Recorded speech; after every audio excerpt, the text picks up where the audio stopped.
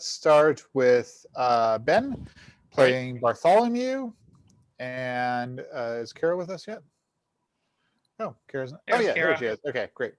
And Kara playing Anne. So, Bartholomew, you have piloted your ship through some dangerous wild magic area in the interest of having a good smuggling run. This is not like a great ship. It's basically a significant step down from your ship as a pirate lord. This is a 25-ton tradesman, definitely, kind of bottom barrel sort of thing. But you have your wife, Anne, on board. She is pregnant. She went into labor a couple of hours ago. And she's in like the captain's quarters as you are progressing through this wild magic area. A couple of alligator people have like jumped onto your vessel with spears and have been fighting your crew for the past, 5 minutes. So you're out on the deck, Bart, like fighting off these alligator people with their spears.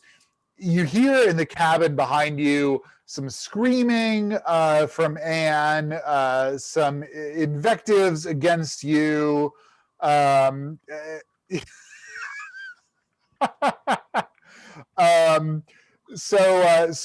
there's a brief moment of peace. You see more alligator guys boarding the ship, but you have a little bit of a pause where you can open the door and check in on your wife. All right. Alligator people with spears, upset pregnant wife. Alligator spears. Vows. Everything all right, honey? Bart, what the hell is going on out there? We've got a few rapscallions jumping on board the ship, but they're alligators, I think. Uh-huh. Well, you're going to have a few more problems if you don't deal with that and get your ass in here. Trade in my ship, and now I've got to bring my wife on runs. Super, fantastic, wonderful. All right, now... As Anne is like, you got to deal with that. Like, an alligator guy comes up and like tries to stab you with a spear. You blow him away. His body tumbles.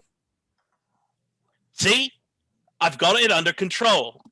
Oh, you better, because you're going to have a whole lot more problems real soon, hon. Well, we're driving through unbounded magic. We're being invaded by alligators. What else do I have to look forward to? As he says that, Anne, you feel like you have your handmaid Belloryn with you, and she is like, "Okay, it's ready, it's coming, push!"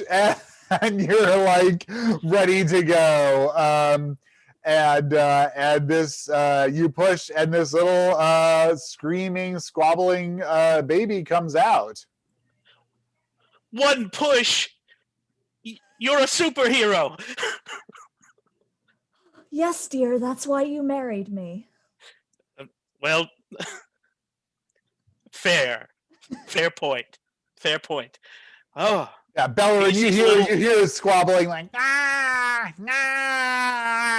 All right, I hold the child. I check him out to make sure he or she doesn't have to be discarded. Yeah, give me an investigation. Bart has a +2 to this. Okay. 14. It looks like you count. Bart's not great with numbers, but he can go to 10.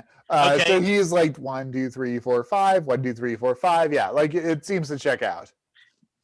But he's also aware of like basic anatomy. He's boy, child, yeah, girl, child. Boy, child, exactly. Hands, feet, yeah, exactly. Squalling, exactly. I have a son. An Alligator alligator guy comes in behind you, Bart, with a spear to stab you as you're playing with your newborn boy. Alligator man, I have a son. You waste that. So blades of this alligator guy go splattering across the front door of your cabin as you're like cradling your son and pointing this pistol. Yeah. Don't ever play with guns, son. You're going to be a tough. I tell you, you are going to be high class. We're going to give you a high class name. I name you Alastor. Guns are bad. They'll make you deaf. Don't play with guns. Dear, please don't get alligator blood on our child. It'll wash right off. It's water soluble. All right.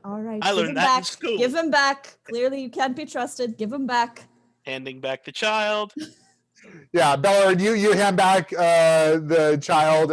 Two more alligator guys rush into the captain's quarters there. You blow them away and you like run out onto the deck, just like wailing away on these alligator creatures as Anne brings your first son into the world. Yay!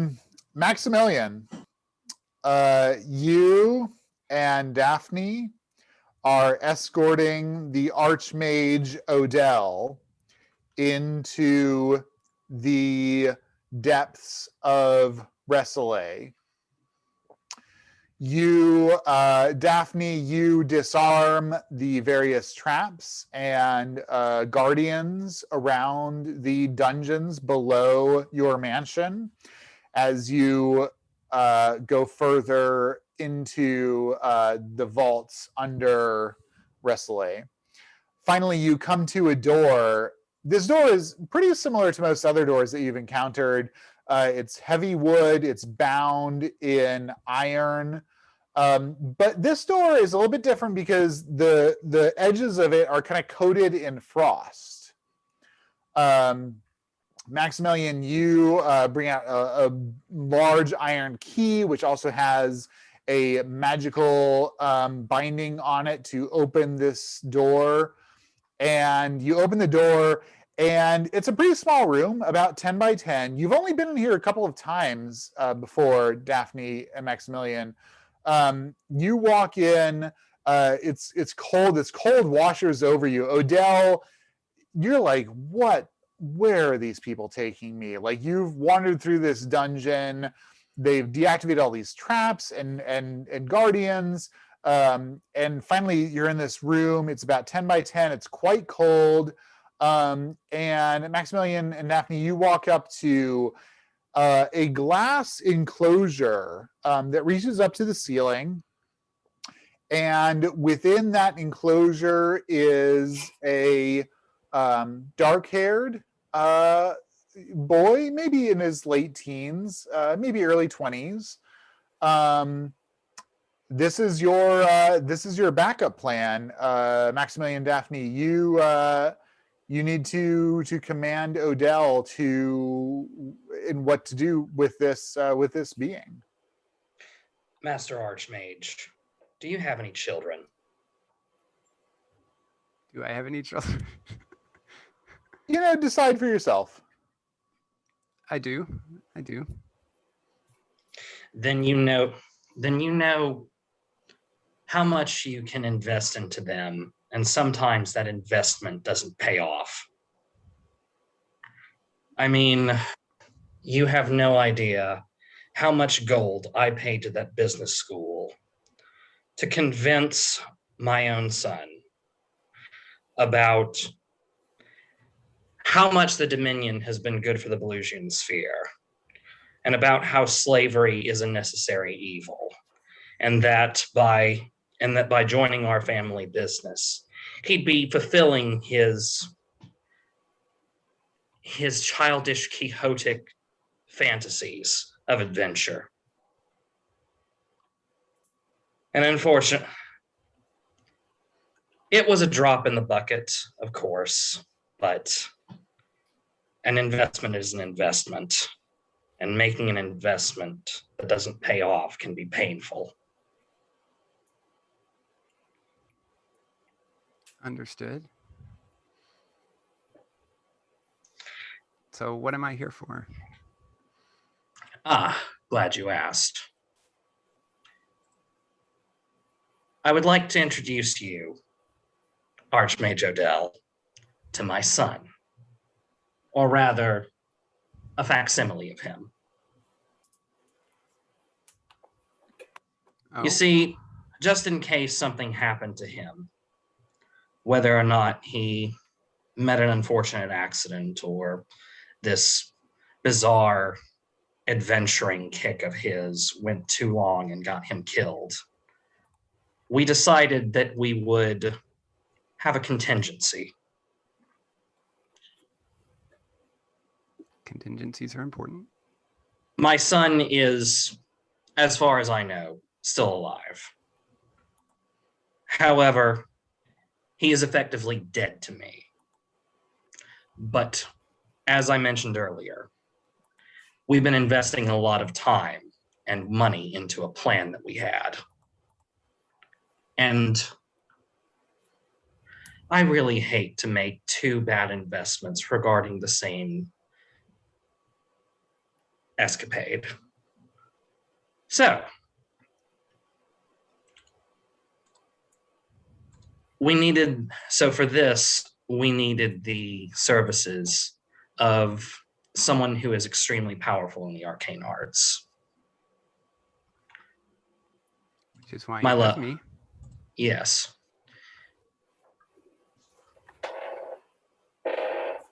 We need someone who's extremely powerful. Someone who can cast a certain spell. Master Archmage, is the spell Wish in your repertoire? It is, though at a great, great expense, for you know the risk of casting such a spell. Oh, my dear Archmage, did you not see where you are? I know that we've been going through the dungeons, but expense, as I mentioned earlier, money is no object in this household. And I presume a person of your status would be able to afford such services. You assume correctly. What is it that you're requesting? We need life in this body.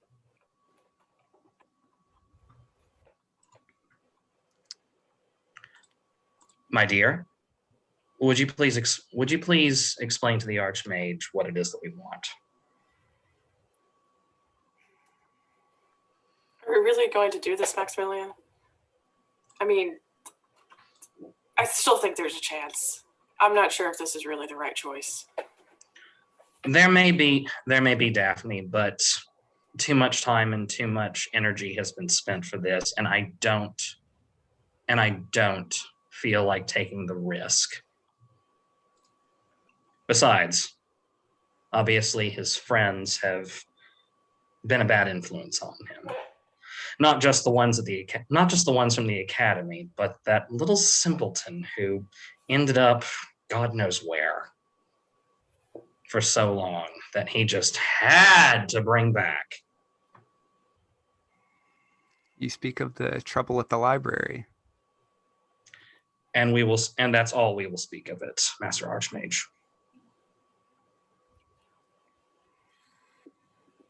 Fine. All right. We would like to book a clockwork soul into this one. Yes, storm sorcery did not pan out the way we were hoping.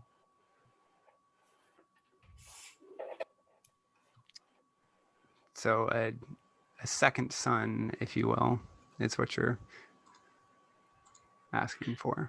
If anyone asks, we'll say that he was Belloryn's estranged brother or something.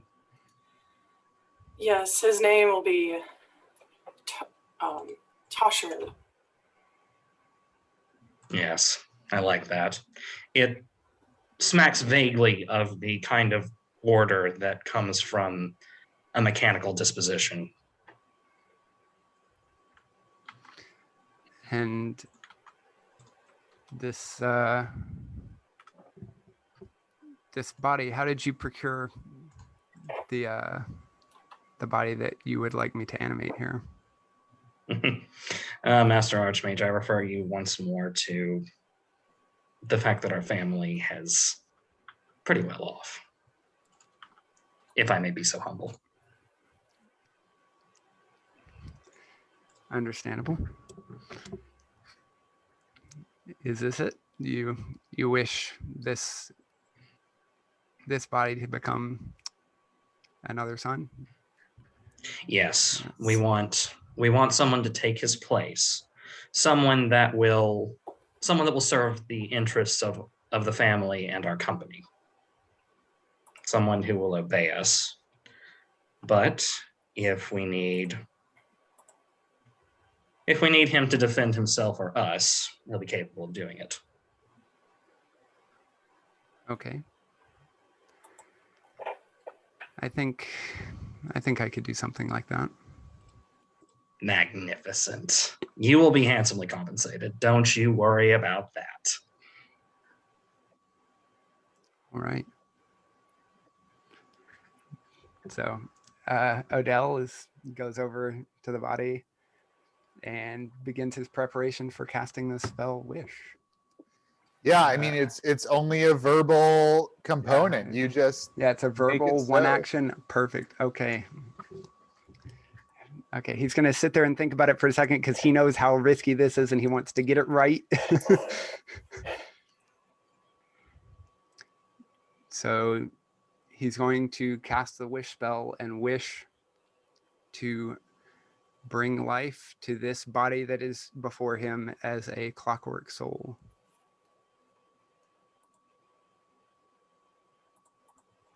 This being emerges from this glass case. It looks momentarily at Maximilian and Daphne. It looks confused. It says, "Mom, Dad?" And then it faints. Don't just stand there, Daphne. Go get the servants. He needs help. Of course. Probably going to need a lot of things explained. I don't know what it feels like to suddenly appear as a full consciousness, but it's got to be startling. Well, obviously, he's going to need some time and energy invested into himself as well. But now that we have him, I'd say we can spare a little time. Okay, you guys, Odell, you conjure a Tensor's floating disc, put Tosserin on the disc. Maximilian and Daphne, you head out the door. Odell, you step out the door and you glance back over your shoulder to see 4 more of these containers with this teenage boy encased in them. Are they all like the same age? Yes. Just exact duplicates? Yes. They are all. But none of those are animate either. Not yet, but the wheels are spinning and you're like, oh, this could be a good deal for me. Yeah, this was do I need to roll to see if he can still cast the Wish spell? Only if you exert yourself. As long as you take it easy. Yeah. So I thought it was that if you didn't replicate a spell, you had. Yeah, as long as you chill for 2 weeks. So yeah, Maximilian and Daphne pay for you to just be laid up in your home for a while, and this seems like a pretty nice gravy train. Yeah, this is easy, huge amounts of money. Exactly. And Maximilian and Daphne, you bring Tosserin up to Resselet to get your next go at saving the world. Where in the timeline does this moment sit? Do we have any idea? No. Wonderful. Well, we were talking about the incident at the library. That was what. So I was assuming. Happened. I was assuming. That has happened. We know that. It's But at canon, what point yeah. after that? Yes, it's sometime after that. We do not know. Interesting. Outstanding. Thank you, Will, Sam, Mary, Katherine. Such a great. I was so nervous for that poor guy. Given your description of what his preparations and stuff, he was very nervous. And I'm not sure he would have been able to get out of that place if he needed to. Yeah, teleport may not have saved him. Yeah, that's what I'm thinking. I was like, Yep. This seems like the kind of place that's warded against teleportation. Yep. Well, if he wanted you dead or hurt, you'd be that way. Outstanding. Thank you, everybody. Delightful vignettes. Ooh, that was intense. Yeah. Okay, who's doing our recap? Will? Yeah. Hey there, Kestrel. It's Falcon. Sorry it's been a while. We made it to a place I never thought I'd go to. I can't help wonder how many, if any, of our ancestors ever came here, or if I'm the first from our clan to set foot here. Let me back up a bit. Right when we were about to go through the portal, a projection of our old headmaster appeared before us. He said that crossing over to another plane of existence was a big deal. He decided that he and Professor Aezsh would reward our gumption by teaching us a few things. Eggfort helped all of the mages with spells, and Aezsh helped train with Grikiki and myself. I practiced some of the tricks I learned from Captain Mendez with the professor, plus we did a little target practice with Salamandra on some free-floating debris. Funny thing about that, the flames she made when I was shooting the bugs on Zanzivis, they got hotter. A lot hotter. Something tells me that's not all she can do. Suddenly going to this dark place seemed a little less scary. For me, anyway. Anyway, we left old Theo in charge of the meteor, and went through the portal into the realm of shadow. The sky's gray, but not like home. There aren't rolling gray clouds here, heralding a thunderstorm or hurricane. The sky is simply dark and colorless. It makes me long for the nights I'd walk with Dad to the tavern by the beach. Yeah, I know it's noisy and coarse, as you like to say, but I always like just seeing lights from the windows. Makes me think there's someone in there reading or cooking or something. Here there's no buildings, no sounds of bacchanalian joy, and no lights. Funny, aside from you and Dad, I haven't missed home too much since leaving for Eggfort. Wonder if being here messes with your emotions and not just your eyes.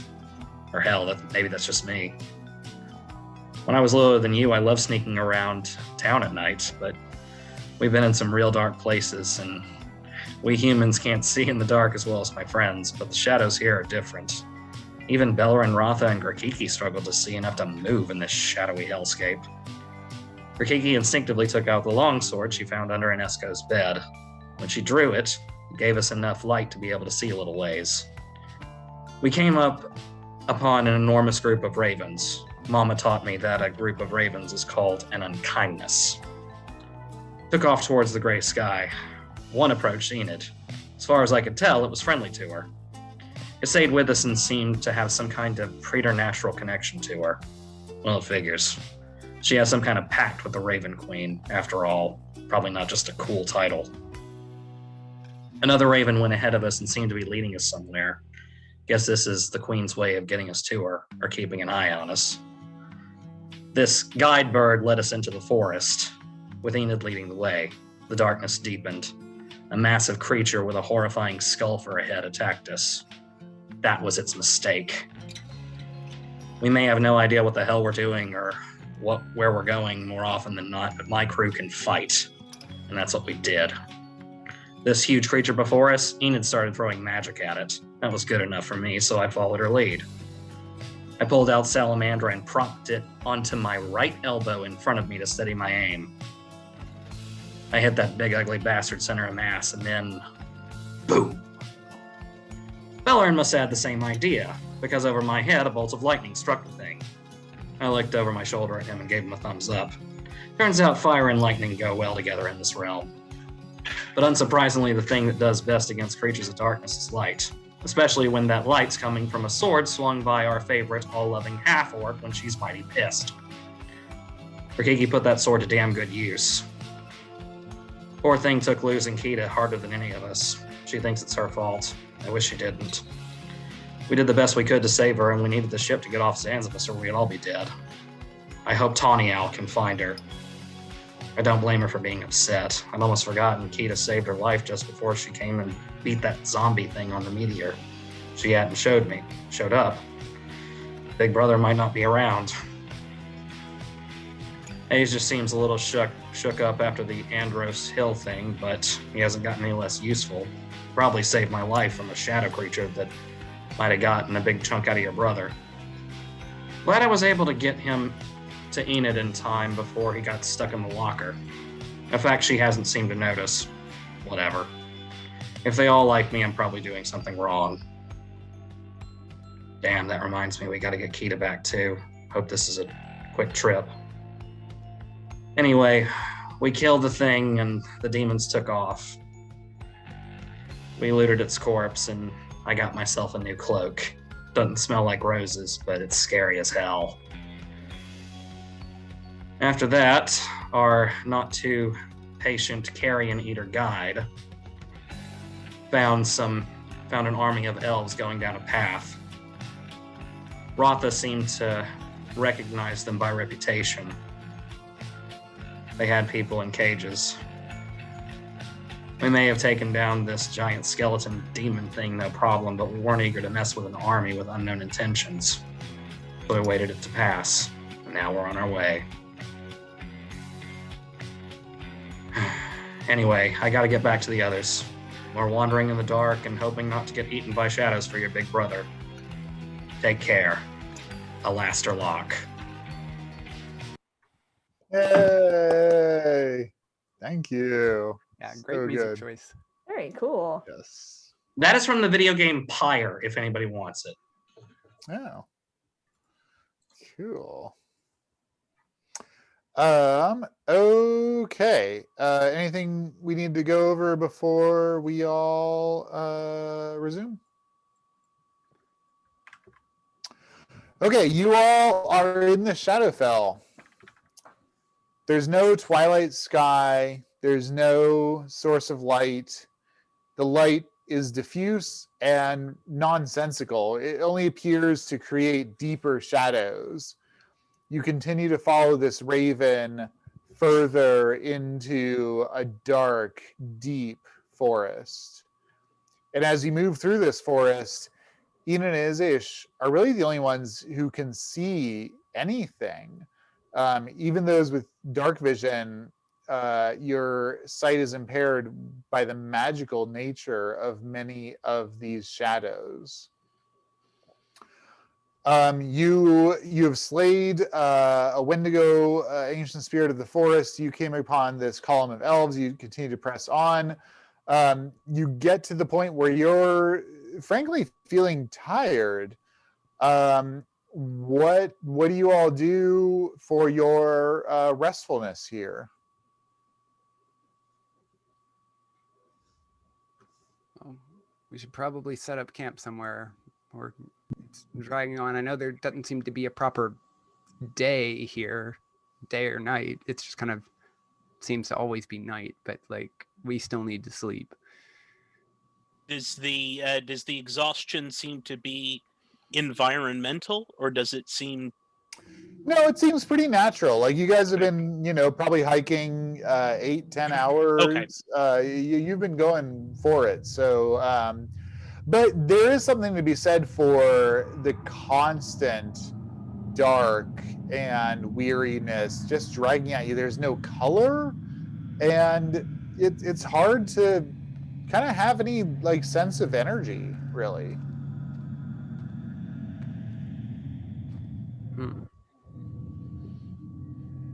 Yeah, I think we should probably not push ourselves too hard here before we stumble on something and are worn out when we try and engage with it. Should probably find somewhere to make camp. Indeed, that seems like a wise course of action. Sure, I could use a rest. Who's going to be in charge of looking for a campsite? Anybody have survival proficiency? This is Grikiki? Ratha's hand. Oh, okay. Are you gonna play Ratha for us? Great. Grikiki can assist for advantage. Yeah. She's got so many spells. With advantage. 21. Yeah, you guys are able to find a spot that's it's not particularly defensible, but you get a little bit of a clear line of sight through the trees. What are you all doing about food? What do you have on you, and what are you potentially harvesting, scavenging? We see anything forageable? You do see, Grikiki, there are animals every now and then. They don't, I mean, they're like squirrels, they're birds. They don't look natural to you in the way that you're accustomed to. Like, they just seem drained of color and life. But you think you could probably like catch one and eat one. I'm trying to think of how many days worth of rations I'd still have in my explorer's pack by now. I start off with 10. Does Jeremiah eat? No. Jeremiah can eat, but he does not require food like on a regular basis. If he is healing or otherwise like rejuvenating himself, then he needs some kind of energy source. Okay, because he has 10 days of rations and probably has not used them at all. If we need it, I can create water for us all to drink. That's Ratha speaking. That's probably better than what we can find here. This is the Ratha hat. Green. Grikiki will kill some squirrels if she can. She's gonna leave the birds alone.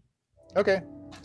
Good idea here. Yeah, Grikiki can get you guys like reasonably get at least a little bit of calories between Grikiki and the rations that you have. What is your first shift schedule? Again, there's no night, there's no day. It's just like constant shadows and darkness. What does your first shift look like? Well, I only have to. Oh wait, I don't know. My Ratha hat. I only have to stay in a trance for 4 hours, and then I can, as long as I'm doing light activity, I can stay up. So I can definitely take some watching because I don't need to sleep as much as the rest of you do. Then I do not need rest. I can also take shift. I'm assuming that's right. I don't think he sleeps. Okay. Yeah, he doesn't. Yeah, Jeremiah doesn't require to sleep. He just like he usually stands up and just like stares up at the stars. And then the raven has in its little description thingy that it can keep watch while she sleeps. And then if it sees anything, it can, as a bonus action, wake her up. So the raven can also assist. I don't know if you want to solely rely on a raven, but he can at least partake. Not solely, but that can probably have a few more of us sleeping than would normally be. Mm-hmm. And then Aezsh and I can see the best out of anyone. We can probably see the best. So we should probably take a watch as well. Yeah, I can take a first watch. I'll be fine to just sit and watch for a bit while you guys get some rest, and then. Do we want to pair this off, or probably better than Sure. just one-on-one? Mm-hmm. I'm sure Jeremiah can help me keep watch since he's just kind of. I don't know what you do, Jeremiah, but it doesn't seem like sleep. I partake in observing the universe, but I can be a little bit more local for these purposes. Excellent. So what is a shift? What kind of duration is that? What do you think? Like 2 hours? Depends on how many shifts we're gonna take. Like if we're gonna do Because we gotta sleep for 8 hours, right? Isn't that the rule? 8 hours. So we do. Yeah, 4 you have, shifts, yeah, you have to so- rest for 8 hours. So Now, I don't think it all has to be sleep, but it Right. It can be no, 5 be in. very Yeah. light activity. Why don't we do Yeah. 2 hours, 2 hours, and 3 hours? 4 shifts seem kind of, or 3 hours, 3 hours, and 2 hours. 4 shifts seems weird. That's Okay. a lot of people getting up and sleep, like going down. Yeah. Sure. So Cool. we could do Jeremiah and Aezsh, Enid and Ratha, and then the Raven and someone else for the last shift. Maybe the Raven and Jeremiah, since he doesn't have to sleep. Good. And that could be the 2-hour one since one of those people is a raven. Right. We rely less on the raven. Sounds good to me. okay, great. So the people that are sleeping through the whole time are Belloryn, Mhm. Gearfalcon, Grikiki. Is Uh-huh. that true? And Ratha. And I Ratha, thought Ratha okay. was on the Ratha's on- last Oh, shift. Yeah, Never mind. Ratha's with Ratha's Enid. me. Yeah. Excellent. I could have talked to myself for 3 hours. Gearfalcon would, but he's probably the least qualified to take watch in this realm. Okay, so Jeremiah, Aezsh, and then Enid, Ratha and and that's Enid. is that a 3-hour shift or a 2-hour shift? Okay, 3 is that a 3-hour shift or a 2-hour shift with Jeremiah and Aezsh? 3 hour. 3? Okay. And then Ratha and Enid. And then is that going to be a 3-hour or 2-hour? 3-hour. Okay, and then who's last? Jeremiah, And the Raven for 2 hours. Raven. Okay, got it. His name is Jerome. Okie dokie. Sharon, thank you. Jerome, I don't know how to say Okay. it. When you guys are okay, great. So Grikiki, go ahead and give me a perception check as you are catching yourself some delicious Shadowfell squirrels. 17.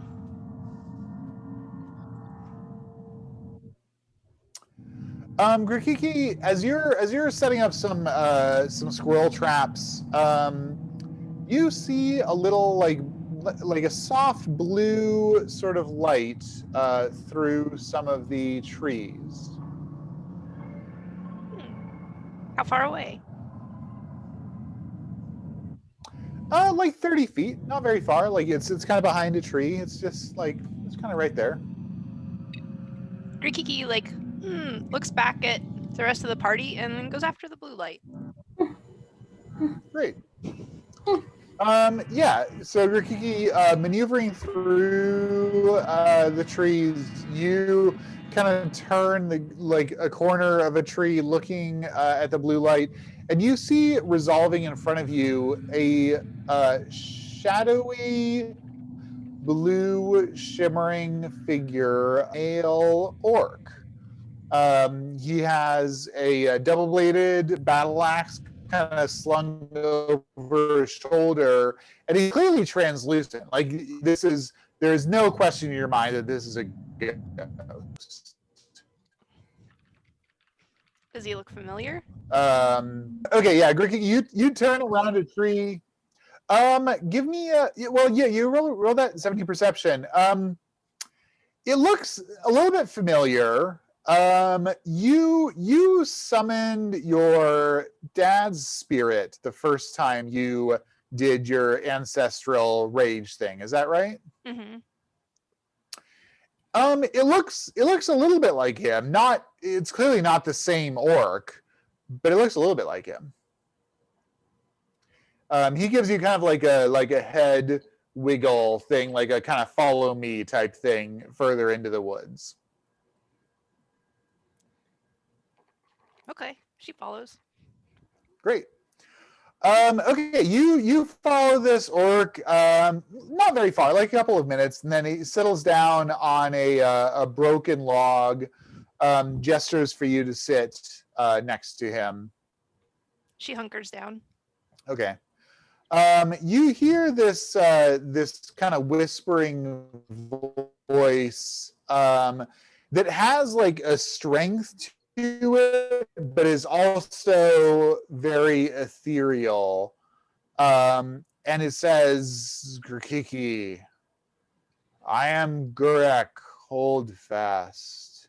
I am your grandfather. And you do not know the ways and stories of our people. My son did not impart them to you before he left this world. But in this place, I can tell you those stories. Would you hear them, Grikiki, daughter of my son? Of course. Yeah, of course. I have many tales to tell you, but the first is how the Black Gull tribe came to be. Yeah, okay. Is that Okay. is that my dad's tribe? It is your tribe, Grikiki.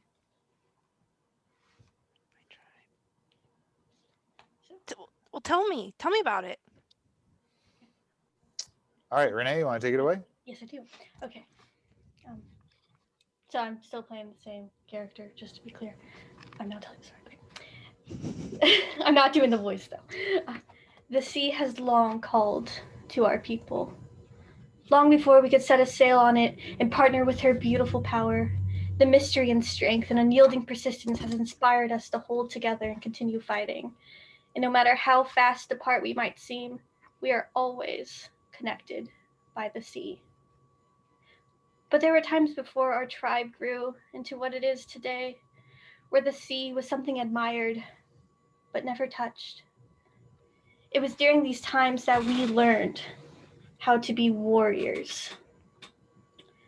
Our tribe set up camp near the sea, drawn in by her nature, and our tribe was small, but close together. Although not many others enjoyed our presence, people often feared us and wanted us to stay away from their civilizations. So to the sea we went. Because of this, we had to rely on ourselves for food, and we required a lot of it.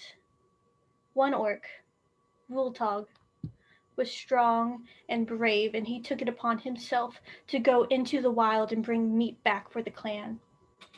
It took many hours of hard work, but it was for the survival of his family, so he did it without complaint. For weeks, he provided for the clan, bringing in enough meat to keep everyone full and healthy. And then one day, a fearsome creature erupted from the sea, larger than anything our clan had ever seen, with way too many heads and strength beyond comparison. It laid waste to our tribe, tearing things apart and stealing the meat that had been hard acquired. Then as fast as it attacked, it was gone. The clan was crippled. People were hurt, and now their supply of food was gone. But their spirits were not crushed. They worked and put themselves back together, and Vultog worked even harder to bring home meat. But the monster came back again and again, stealing their food and leaving them starving. Our clan could not survive like this. But what were they to do? They knew deep in their hearts the sea is where they were meant to be. They had nowhere else to turn. Vultog looked at his family and friends and saw their desperation and fear, and he made a decision. Vultog decided to go after the monster, to find it and destroy it so it couldn't threaten the clan anymore. He made weapons and armor out of bones and shells in preparation, but the other orcs didn't want him to leave. Surely there could be another way.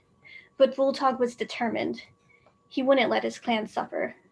So off he went. He tracked the monster, step after step after step. The sun rose and fell. The sweltering heat pounded on his back, but he never faltered. Eventually, he stumbled across a shipwreck on the shore, and there was a flock of seagulls there upon the broken pieces, feathers white, but the wings black as night. And there he saw the creature, far out into the sea. He knew he would not be able to get to it by foot. So Vultog stared at the wreckage. He had never been on a boat before, had never even seen one, but he had heard tales. And if he could just get this ship put back together, he could ride along the waves to the monster. Bulldog stared at the pieces, wishing that he could see how to save it, how to make it work. If he could do that, he knew he could defeat that creature. He stared and tried, but he just couldn't figure it out. And then right when he was about to give up, a seagull hopped up to him, and then another, until the entire flock was before him, each with a piece necessary to put the raft back together. The seagulls gave him the pieces in order, and they brought him vines and sap and wood. They taught him. They worked with him. And soon he had that again.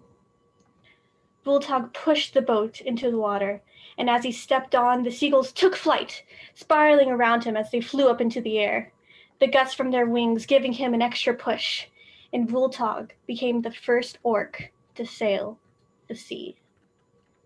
At first, he was scared and in awe.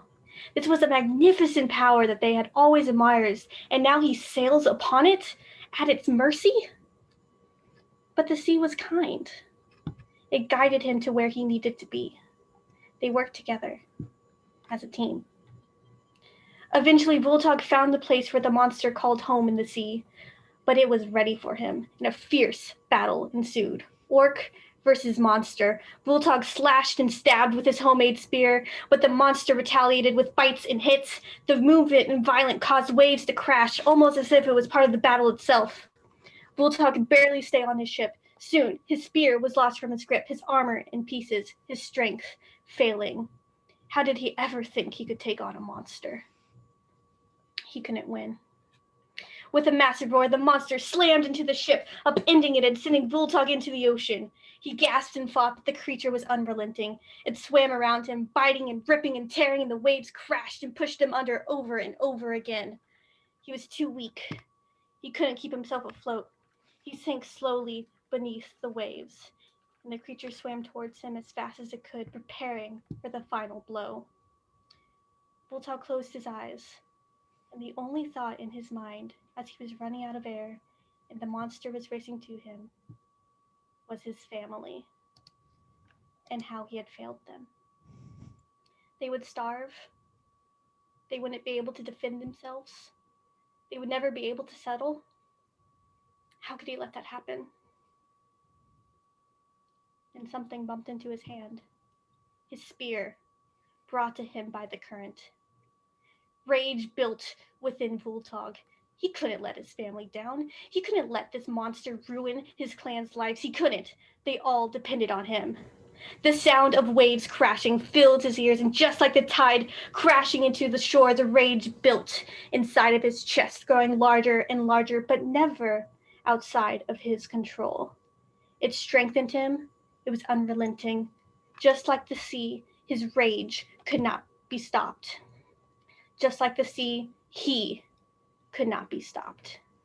And with a roar that rivaled the monster, Bulldog grabbed his spear just as the creature crashed into him. He wrapped his arms around its neck and it flailed, flinging him back above the surface, but he held on. The monster tried to throw him off, but Bulldog only held on tighter and tighter until he raised his spear above his head and stabbed it into the creature deep into its skull. The monster shuddered, and for a moment all was frozen. Then it crashed back to the sea dead. Bulldog had won. He righted his ship and, exhausted but victorious, returned to land. He docked on the shore right next to their camp, and his family cheered upon seeing him, and he smiled, knowing he had saved them. Later, after they celebrated, Bulldog taught the rest of them what he had learned. They built ships, bigger and better, and took to the sea. They mastered the art of building weapons and armor out of shells and bones. And not only that, but jewelry and other treasures of the sea. They could bring themselves by sea to trade with so many others. No longer would they live adjacent to the sea, watching it from afar as if it were something unattainable. No. Now we live with the sea, learning from it daily, respecting it daily. The sea taught us how to survive, how to fight for ourselves, and more importantly, how to fight for those we care for. How we can take this rage that lives within us all and how to utilize it and how it can make us stronger. And that is how we came to be a part of the sea. Curtain.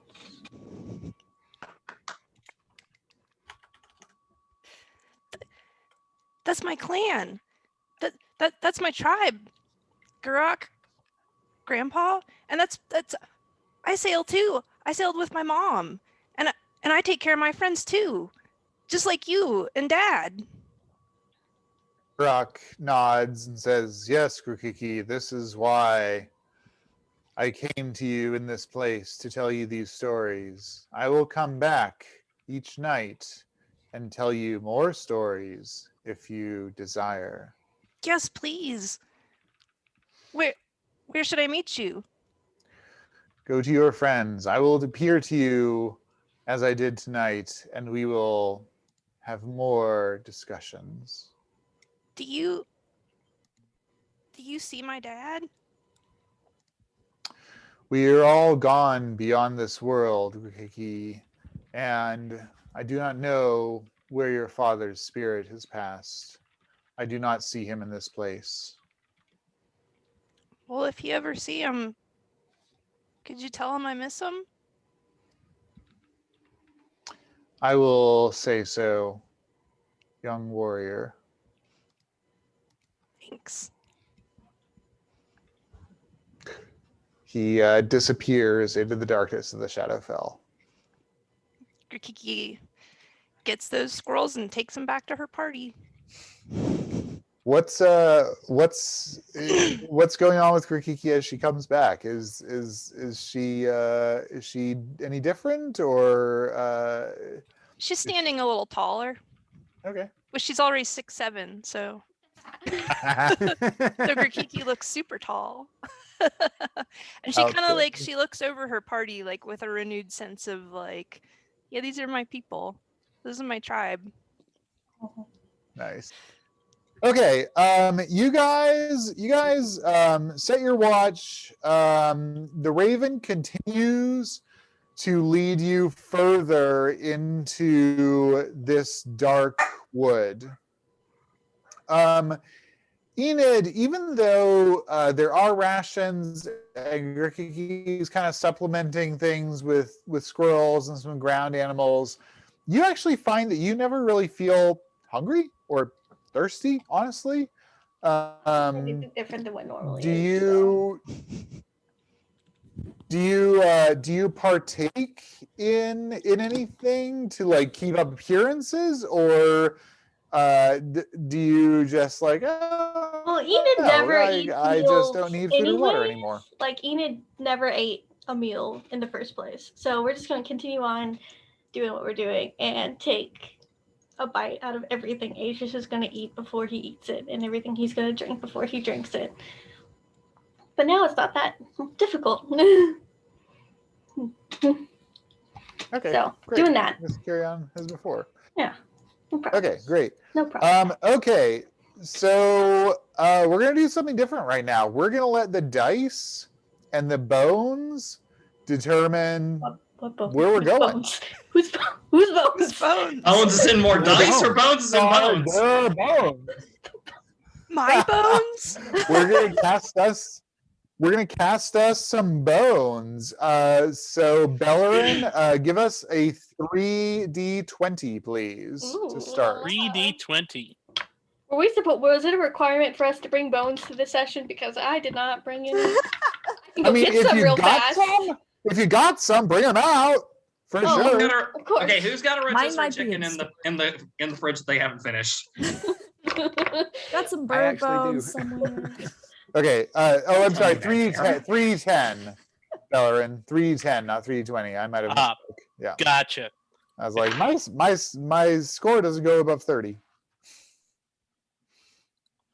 17.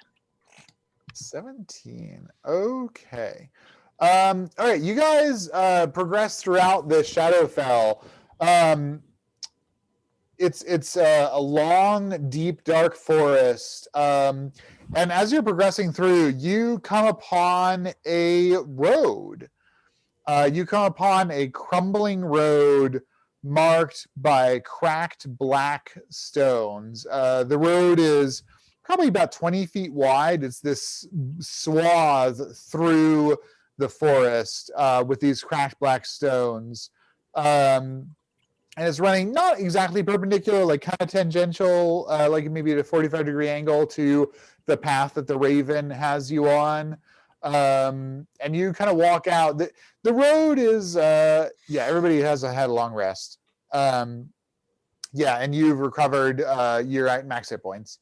The road is somewhat overgrown, not catastrophically, but definitely you notice that this probably has not been used for a long time. Belloryn, your strength is recovered by this point from the shadow. You guys come upon this road, this kind of swath through the forest. Let's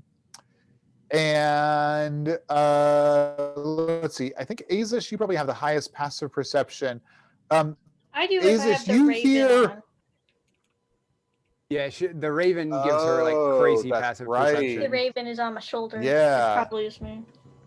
So Aezsh and Enid, you guys both hear whomp, whomp, whomp of some large creature's wings beating the air in the sky above this road. I immediately turn and look. And say, Can I we hear see something. anything? Does it seem like it's like right above us, or is it? It's actually, Enid, only go ahead and give me a perception check. It is beyond Aezsh's dark vision. Do I get the Raven bonus? Yes. Oh, but I rolled a 2, so 10. Enid, looking up, you see through the shadows and the darkness, there's some kind of form flying up there. It doesn't, as far as you can tell, it hasn't spotted you, but there's something flying above the forest, above you. It's hard to make out the shape amongst the shadowy darkness. Point it out to everybody, and I'll point up and be like, I see something up there. Nobody else sees it. You guys cannot see beyond the limits of your dark vision, basically. I promise. I'll take your word for it. And and Deer Falcon, it's pretty much all blackness. Like you see like glimmers every now and then of like shadow and light and whatnot, but like you're just on faith, basically, going through this goddamn forest. I accidentally threw my Ratha hat while telling the story, so Oh, if right. you want to be sneaky, I can cast Pass Without a Trace on us. This is not my Ratha hat. That seems wise. Okay.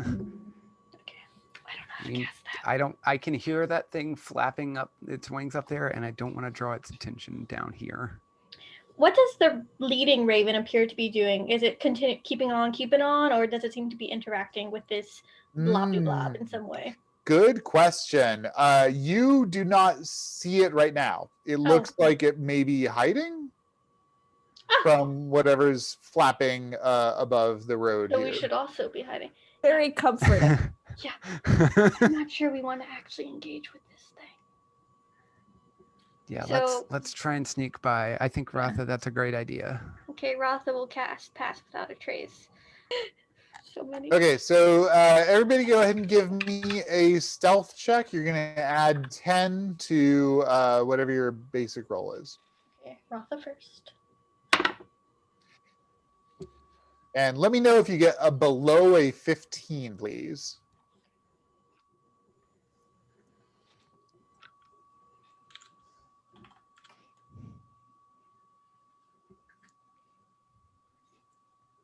Ooh. That plus 10 just does so much. Okay, everybody is above a 15 here, Jeremiah spontaneously goes invisible. right? Probably the sneaky person in the party. That is bonkers. Okay, so Ratha, yes, super clutch, pass without trace. Everybody obscured even more deeply with the shadows in this place. You guys progress across the road. About an hour north, you notice that the raven that had been guiding you reappears and continues to arc. That was the Fae after encountering the army. The next day, Aezsh, go ahead and give me a 3d10, please. All right. Wait, what was the Fae? You cut out for a second. I think he said the day after. Oh, okay. Oh, The day yeah. after, was the yeah. day I heard So Faye you're as on. well. Okay. I heard Oh, Faye as well, but Trying to figure it out. I put two and two together. Got That it. was day 2. You're on day 3 now. Okay, that is a math. 22 total. I rolled an 8 and an 8. Wait, I think that's 22. 8 and 8 and a 6.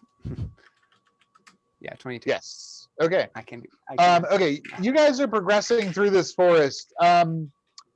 It's getting a little bit chillier in the evenings. You notice that there's definitely like a bit of a frost in the air in the depth of the evenings. Sometime around mid-morning, you come upon a fairly large open area. So it's just been like dense trees this whole time, and now it comes open to this large area several miles wide, and you see a kind of swamp extending in front of you. You see like that there's mostly kind of muck and swamp. There's like small grasses, and you see a handful, maybe like 5 or 6 small stone buildings in the center of this swampland that's more or less on your direction of travel. So you could pass through the swamp, like through the kind of building area. You could pass completely around the swamp, which is going to be several miles out of your way. Or you can kind of go through the swamp, but still kind of bypass the buildings. Okay. When you say swamp, is this like, are we wading through water, or is it like this? How deep It's of like- water, it's or is it just mostly like like- muddy? Yeah, it's Okay. muddy, exactly. Yeah, like you can kind of like pick your way through, and mostly avoid like actually having to get into the water. It's just like squishy, slushy, muddy grossness that kind of gets all over you as you're kind of walking around. Okay. Well, I assume it's probably going to be hard to see, but if you guys want another way through this, we could always swim. Swim? Yeah. So my patron gave me a little neat little trick that I can let us all breathe underwater if you wanna go that route. It's probably nasty swamp water, but we might avoid whatever else is in here except whatever's in the water. There we go. We'll avoid what's in the houses for nasty swamp water creatures. I am not sure my mechanical design lends itself well to swimming. But just think You of know, the cool that's not a creatures bad you point. see in the water. I found this green thing. I do think Yeah, rather than how- swimming, I will be walking across the bottom. I mean, that would work as well. How murky is this water? Like, we're basically blind under there if we were to try and swim. Yeah, I mean it's pretty murky, but Aezsh, like looking at it with that perspective in mind, you can actually find like there's like you guys have been thinking about like the dry ways to get across. Looking at the waterways, you think you could probably actually navigate this pretty successfully if people didn't need to breathe air, basically. In terms of vision, it is going to be murky. But that's not always a bad thing. Like other things can't see you as well if it's murky. I mean, okay, guys. I don't know if that's the best way, but like we've got these kind of routes around if we want to stay dry, or like there's a route we could go right there if you want to swim it. Like it's up to you guys. I'm down either way. What if But we I think swallow we could it? go that way. I mean, you can breathe. Will we get Just sick? don't. Well, does Aezsh have any idea if we'll get sick? It seems unlikely, based on the magic that you are familiar with. Aezsh is Yeah. like, well, I don't think so. I think it's more like breathing than drinking.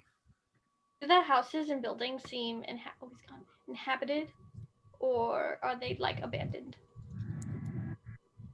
Is he gone forever? My green circle. The buildings, go ahead and give me a perception check, Enid/Ratha. Ooh, okay. Enid is better. 27 for Enid. And then for Ratha, Yeah, the is a 13. yeah. Enid, you see the buildings don't seem occupied. They seem like they're long abandoned. You don't see any like tracks or trails or anything. It looks like grasses are growing up on them. You also into the exterior of these huts, which again, you guys are like, you're just kind of like coming into the swamp and like seeing it. So you're like, okay, there's somebody has drawn some kind of chalk runes on these huts. Nobody looks like they're there. It's reasonably far away. Okay. I don't think anyone actively lives there anymore. They might come there, see drawings on those buildings, but I don't think anyone is staying there full time. But I think we should do whichever gets us fastest out of here. Whichever one that is. Yeah, we don't want to delay too long. Well, let's swim. I like swimming. Normally I do too. But I am gonna have to count on you guys to make sure that I don't get eaten by a demonic crocodile or something. But don't worry, you'll probably be next to a guy who's basically electricity when he gets upset. So I don't know. Then we will all die. I can tell this is a very well thought out plan. Yeah, remind me not to cast Booming Blade. I do have a secondary concern of if there are unpleasant creatures underwater. I do not believe our attacks, defense will necessarily work as well underwater. Is that true? Yeah, piercing weapons A-okay, not piercing, and like magic attacks generally okay. Right. Slashing, bludgeoning, that kind of stuff, very not like half. If you have a shooty thingy, that also gets affected by being in the water. Right, which is Jeremiah's main thing.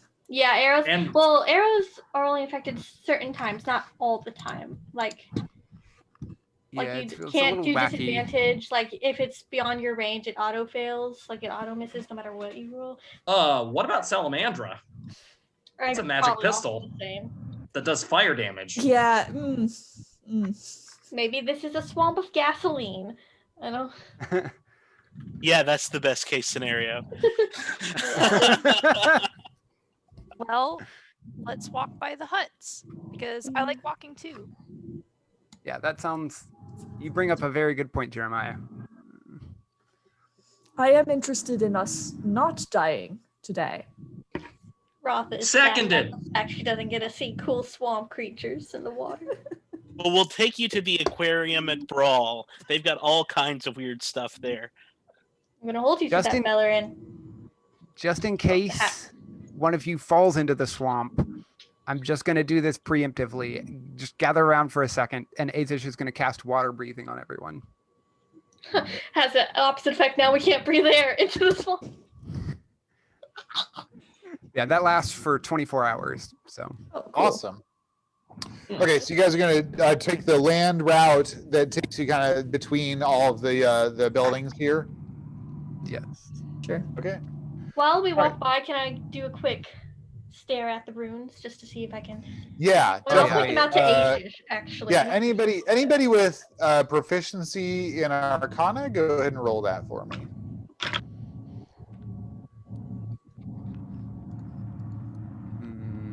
not great. 10. Okay. Yeah, there's fucking runes here. Okay, you guys walk through this, like, it's basically like, it seems like a tiny, like, village, basically. Enid, Sharon starts cawing in alarm, and you all hear some scratching, scrabbling noises from a few of the stone huts as you're kind of walking through the little town here. You know what It's just like occurs 5 to buildings. me? It's not a town. I asked if anything living was in the houses. Oh no. Roll initiative. Yeah. This is the place of undeath. This is the undead place. Did not think about that at all. I did, but I just didn't think Grikiki would say it. Fair, very fair. Oh wow, I actually got a. I think this is my first decent, like initiative roll outside of our Stars Beyond Sense game. Dang, that's In, like, 321. in like months. Yeah, that's wild. Raven. Everyone except Enid. Hey. You know, she's just like, Runes? idiot. How is this? Everyone except the one who can actually see the best. Right. Or at yeah, least the great. least worst. Well, she's distracted by all the He's things like, that she "I'm can so see that stupid." everybody else doesn't see. Oh god. Oh. So cool. All right, I can barely figure out the initiative order because you guys are all like 19 through 20. So that's fine. Wow. Okay, so yeah, as Enid, as you're pondering that, like, hey, I looked for like living things. 4 figures shamble out of the doors of these huts. They exude a grotesque scent, which is like. It's like a little bit of a, when you get a scent memory and you're like, oh yeah, it takes me back to this time. You all are brought back to the time where you found your ship, which is kind of a good memory, right? It's like a kind of nice place to think about. Except. But yeah, there's 4 of these creatures shambling out of these huts, reaching for your warm living flesh that smell just terrible. All right, at the top, Jeremiah. All right. I'm gonna do a shooty shoot and shoot whichever one is closest with my longbow. There are 2. Yeah, so they actually look a little bit different. There's 4 of these creatures. 2 of them look. 2 of them actually are exuding like an aura of stench, in addition to being just like generally gross. The other 2 are you guys can peg. You're like, oh, you're a ghoul. Okay. I'll shoot one of the ones with an aura of stench. With my longbow. Okay, great. It's gonna be a Okay. 18 to hit. Definitely hit. Okay. 10 damage, and then I'm going to shoot again. 18 to hit and Okay. 10 damage, so 20 damage in total. Wow. All right.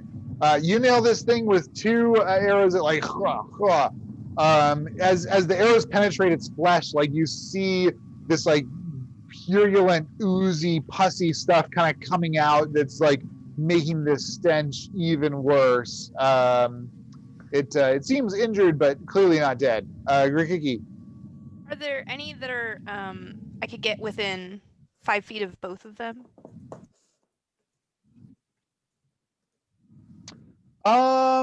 They're kind of coming from like 4 different buildings. So not this round, but if you wanted to like kind of figure out a way to maneuver them next round, you might be able to.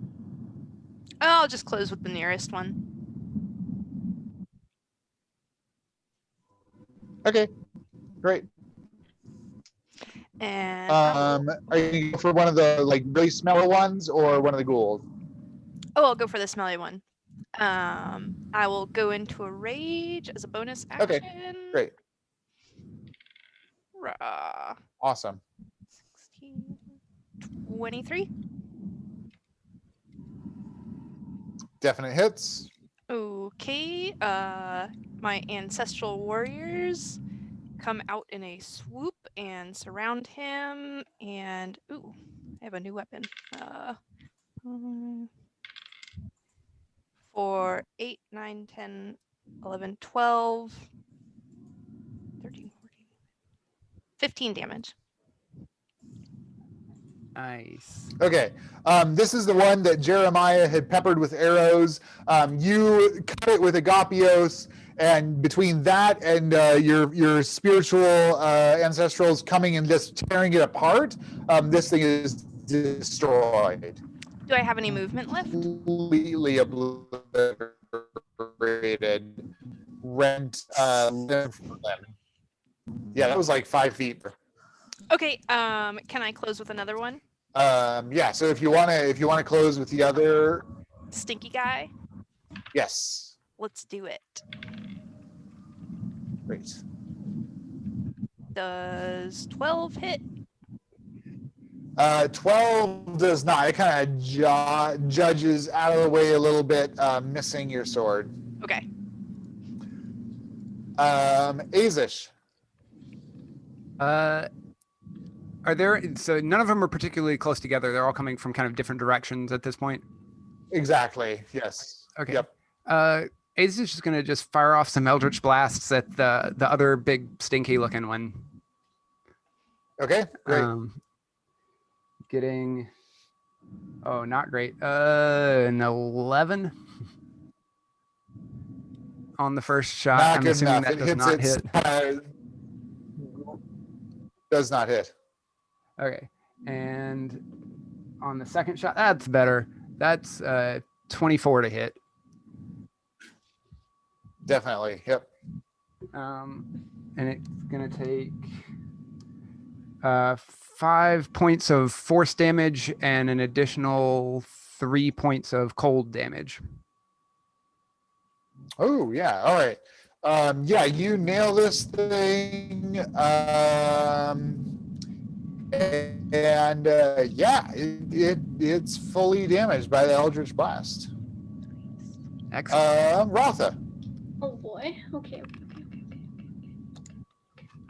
I am going to cast. It's on her character sheet. I have Potency of the Pack.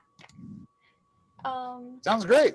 Cool. I will cast that, and but I can't decide. So all of the thingies are coming from different directions, right? Or are they all kind of coming at us in one? They're coming like, well, you've killed one of them, but they were previously coming around the party.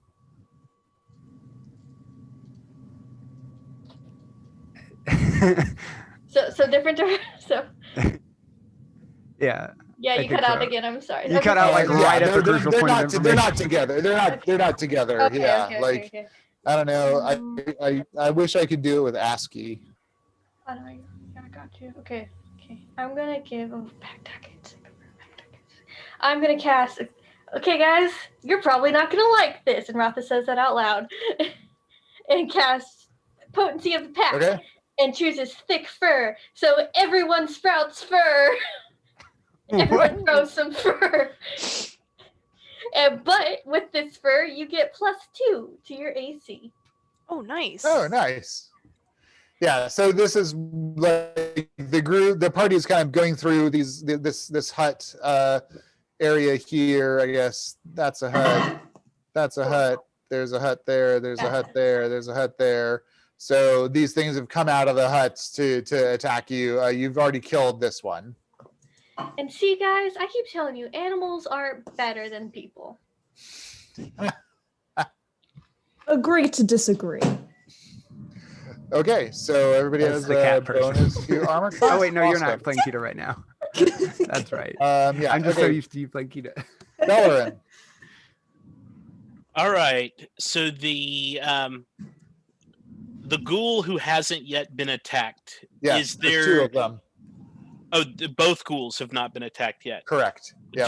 Do I have a direct line to one of them that doesn't Absolutely. involve? Okay. Yep. As long as I'm not roasting anyone. All Right. right. It was Lightning bolt. It is.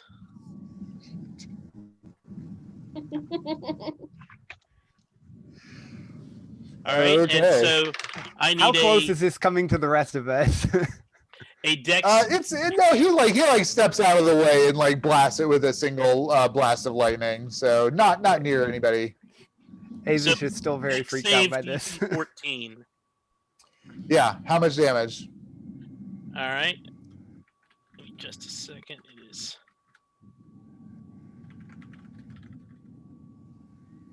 8d6. So Yes.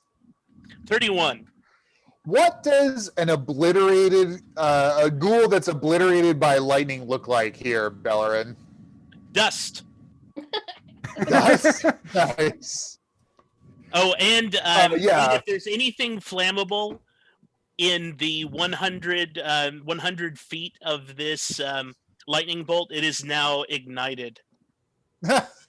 Okay, so you cast this bolt of lightning. It just completely obliterates this ghoul, and then like a couple of like little swamp reeds get lit on fire out in the swamp.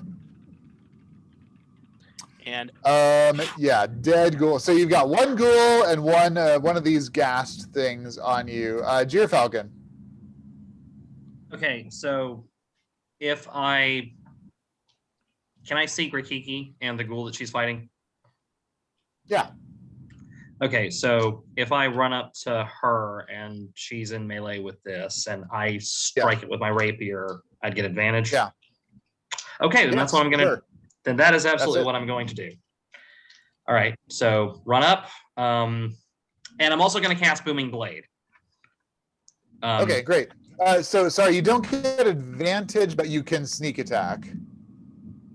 Unless there's a class thing that gives you advantage if they're in melee. You know what? Just to be on the safe side, I'm gonna bonus action steady aim, so I get advantage anyway. If you're moving, you can't do that. The steady aim is to stand stock still and take a shot. All right. Well, I'll just take. All right, then I'll just take. So you could run up. You can run up and hit. You can run up and hit with your rapier and do sneak attack with that, or you can steady aim and shoot with salamander from where you are. Yeah. I guess I'll just do the latter, since it's more effective and I can, and since we know that these things don't actually blow up. So yeah. Okay. Steady aim with salamandra. That's not great on either one.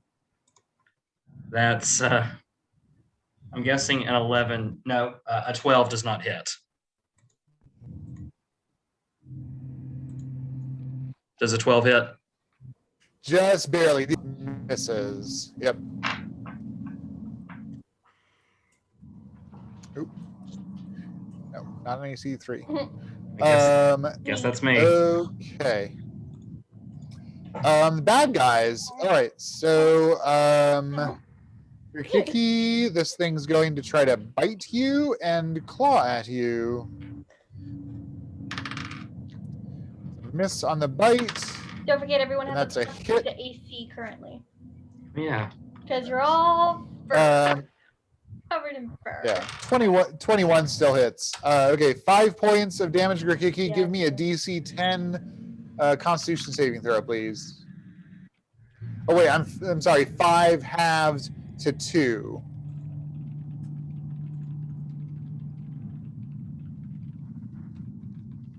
She passes.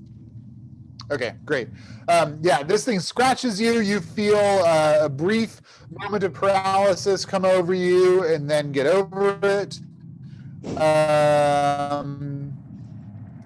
The ghoul is going to close with Falcon and try to slash at him, and that is a miss.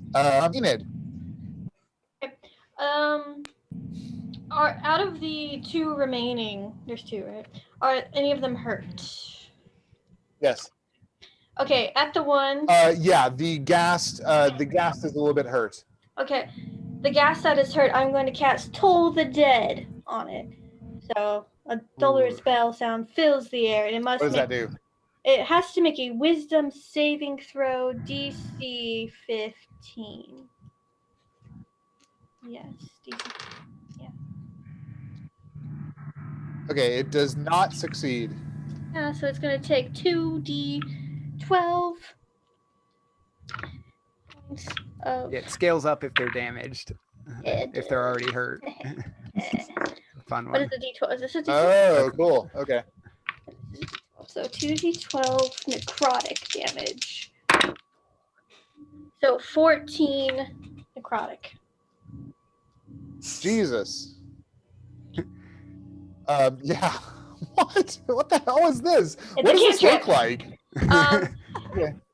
Enid just kind of points at the one that is injured, and like literally all like it looks like nothing, but there's just a bell that just kind of like dong through the air, and then it kind of like stumbles a little bit before it like rights itself, and it looks Awesome.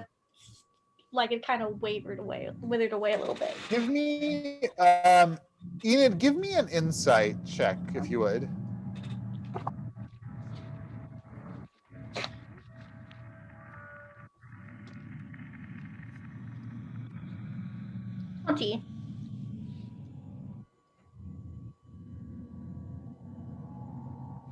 What did you get? Sorry. 20.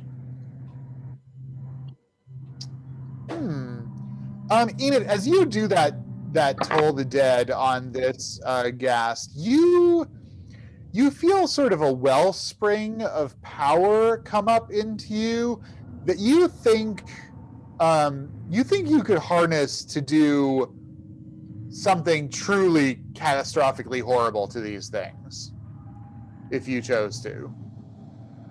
Okay. Mm-hmm. Okay, that's your raven. The raven's just the raven's just gonna help out. Let's see who's next in the row.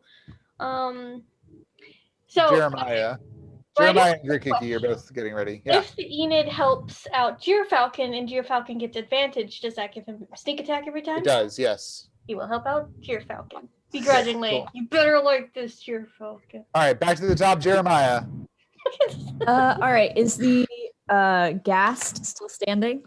It is still standing. So even though Enid hit it with this magical spell, it seems like it didn't do as much damage as one might expect. I do a lot of Okay. All right, I'm going to shoot it with a longbow. Great. That's a nat 20. That's very good. So That's great. It. That's A+ right That's there. as good. That is actually as good as you can get. If you didn't know. You know? yeah, Yep. Pretty good. It turns out. Pretty good. So does that do double damage? I'm trying to remember how crits work. You roll the dice twice and then add whatever your bonus is. Okay, so that's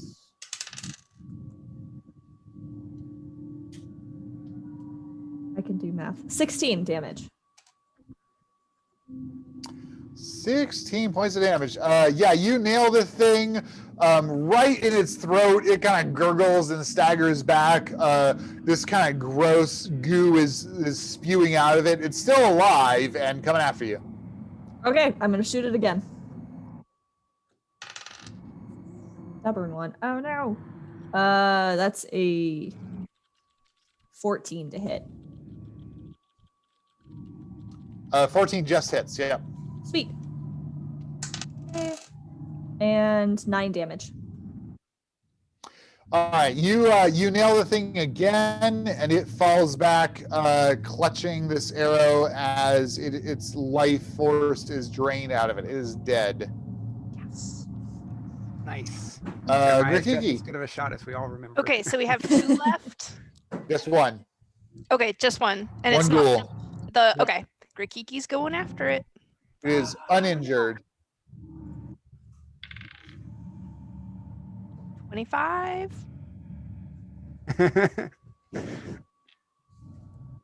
Safe assumption. I hit, baby. I don't know. These things are pretty hard. Wow, that was lame. 10 damage. Yeah, you hit it with Agapios, carve through it, do serious damage.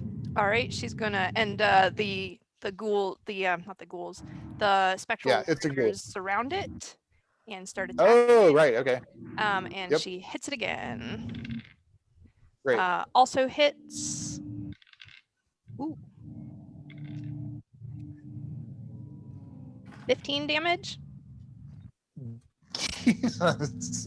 Yeah, it is rent completely asunder, totally destroyed. Kiki lets out a primal scream and shakes her fur, her newfound fur. That goes away very soon. So sad Kida's not here for this. We would all be friends, all furry buddies. She can teach us all how to like properly take care of it. Yeah, exactly. Grooming tips. So much to teach all of you.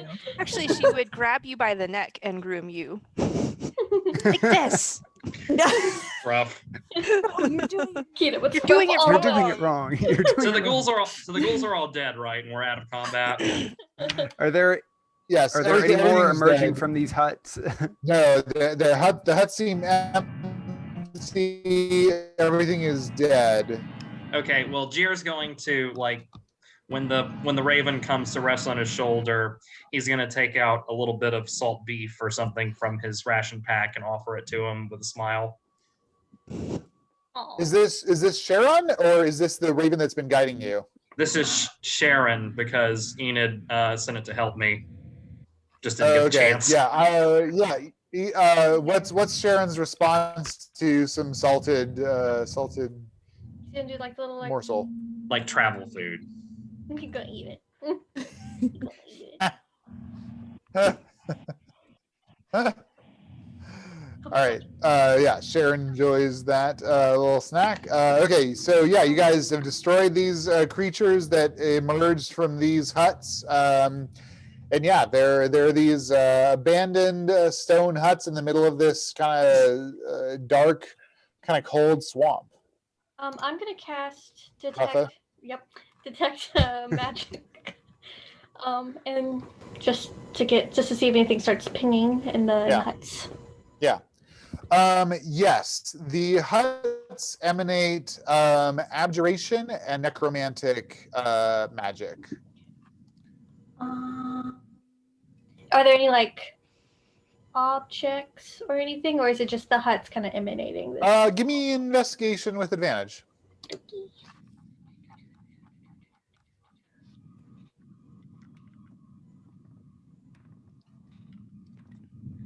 18. Yeah, so going into the actual individual huts, you kind of dig, you notice there's a magical glimmer and you kind of dig into the muck and you pull out a boot from one of the huts, and then in one of the other huts you pull out another boot. There are two boots here that have some kind of magical aura on them. Are they fashionable? Like, are they cute boots? I mean, they're covered in muck, so I'm gonna say no on that. I feel like Ratha likes clothes. Yeah, They're they're like super.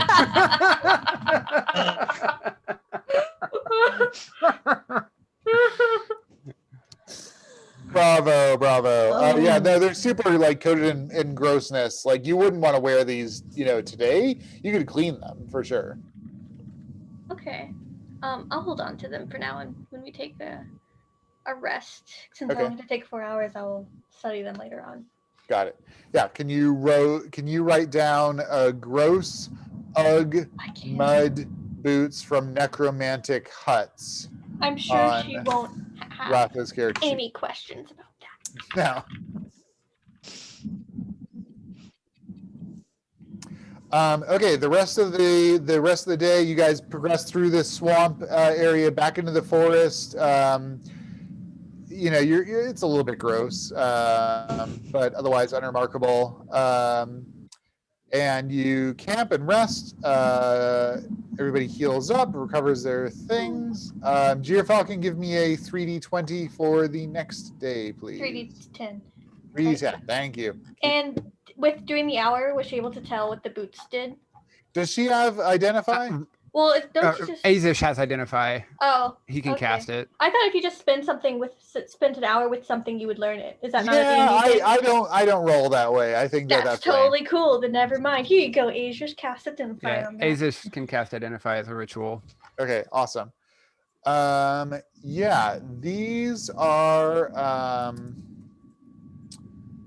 let's see. These are boots of striding and springing. Oh, those are so cool. I love those. You know who would really like striding boots? A monk.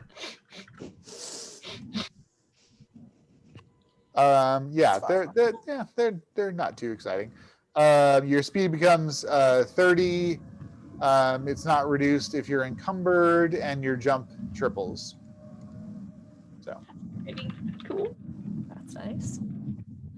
Okay, Gyrfalcon 15, huh? Okay, this is day 4. Nothing happens. Your day passes. Okay,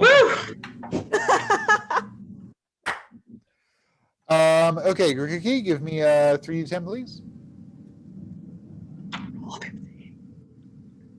I'm at 10. All I need is one more 5. May not work the same way this time. 16. 16, huh? Okie Very dokie. interesting. We've had a 17, a 16, a 15. Yeah. And something else that I don't remember. 22 was mine. Okay, you guys are progressing through the forest. The forest is getting progressively colder. Ben, does anybody understand that reference? Yes. What? Yes. These are turbo nerds. They know what a grue is. It is dark. You are even. That is amazing. Okay, 16. You guys are progressing through this forest. It is getting colder. You are starting to notice day after day, it is getting progressively chillier. Even during the day now, you can notice a definite chill. In the evening, it's a little bit frosty even. And you come upon a little bit of clearing.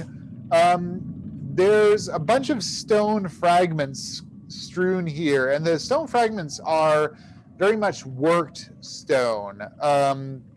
It looks like maybe there was a large statue that was erected here that's been broken and kind of tumbled down around. And you see a hole kind of coming out from where the statue used to be. And there's like a little dark, like maybe 2-foot diameter, there's like a dark cloud of swirling blackness above this statue. Grikiki draws Agapios. Does it affect the blackness at all? It casts it into like contrast, so you see it now, and it's casting a shadow. So definitely like creates more contrast, but does not banish this cloud of darkness. Is there any way we can go around it and not? Yeah, it's like a clearing. It's like a clearing with just this tumbled down statue in it. So you guys could just like completely go around the clearing, as far as you can tell.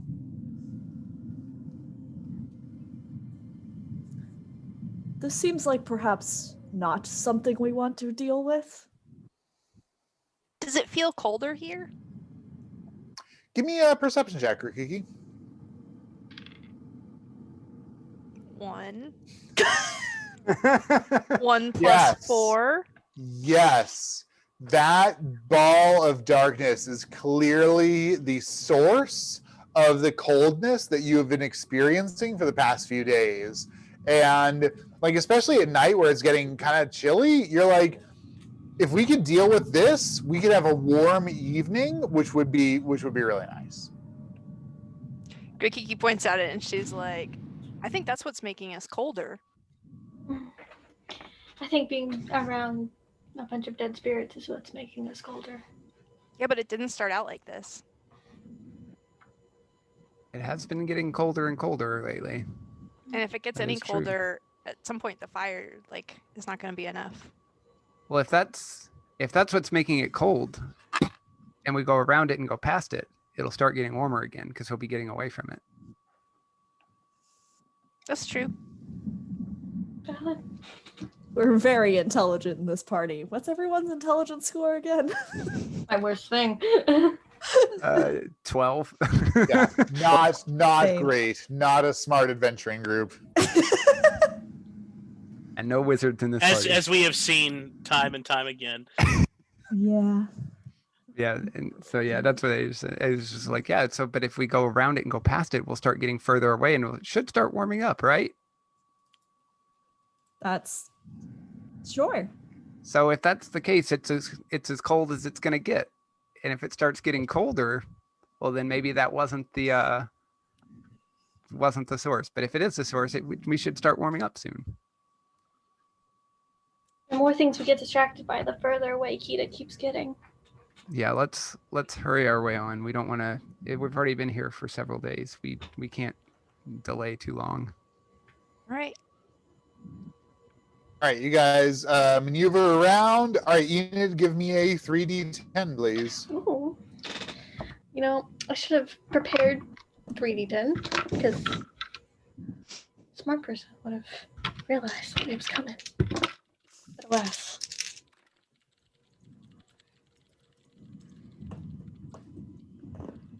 24. 24. Okay, great. Okay, you guys are progressing through the dark woods. This is day 5.